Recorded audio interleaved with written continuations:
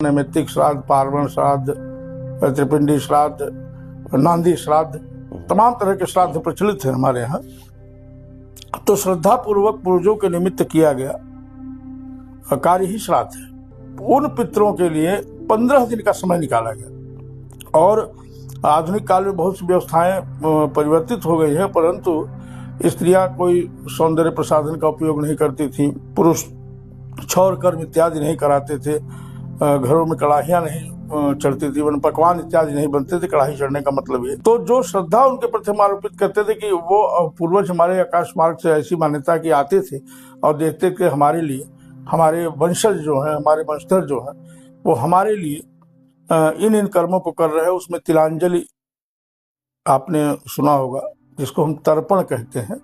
तर्पण महत्वपूर्ण अंग है इसका। और मुझे लगता है कि प्रत्येक सनातन धर्मी को 3 प्रकार के तर्पण नित्य करने चाहिए, चाहे वो पितृपक्ष हो या न हो, लेकिन पितृपक्ष में इसकी विशेषता सिद्ध होती है। प्रथम तर्पण है देव तर्पण, जिसे हम अंजलियों के माध्यम से सीधे देवताओं को अर्पित करते हैं। उसमें हमारे कुल देवता, हमारे इष्ट देवता, हमारे आराध्य देवता सभी आते हैं।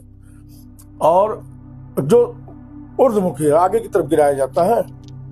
और दूसरा होता है पितृतर्पण। पितृतर्पण शुक्र, चूंकि शुक्र से हमारी उत्पत्ति है, इसलिए पितरों का जो तर्पण होता है वो शुक्र के माध्यम, शुक्र पर्वत से होते हुए जल जाता है अंगूठे के माध्यम से, उसको पितृ स्वीकार करते हैं, ताकि शुक्र हमारा मजबूत रहे। और शुक्र से ही वंशोत्पत्ति है, बाएं हाथ के अंगूठे से ना महाराज। हाँ। और उसके बाद आता है ऋषि तर्पण।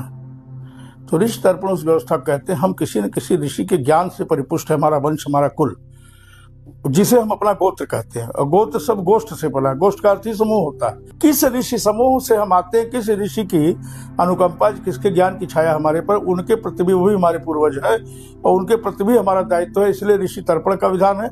और ऋषि तर्पण आदर पूर्वक किया जाता है। आप अंजलि में जल लेंगे और जो भी गोत्र आपका है उसका नाम लेते हुए ऋषय नमः, तो उसको धीरे धीरे खोल देंगे, वो भूमि पर चला जाएगा। जल की स्मृति नष्ट नहीं होती कभी, इसलिए सबसे महत्वपूर्ण कार्य तर्पण है। उसके बाद अगर आप सक्षम हैं तो प्रतिदिन एक योग्य ब्राह्मण को बुलाकर, जिसका कर्म ब्राह्मणोचित हो, उसे भोजन कराए।